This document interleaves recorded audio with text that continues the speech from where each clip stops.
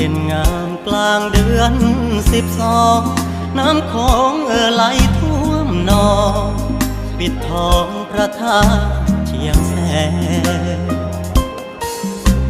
ของกันกลางระหว่างพรมแดนเฮาบ่เห็นหน้าแฟนปิดแดนเสียแล้วละนาเห็นจังใดสิได้เจอน้อง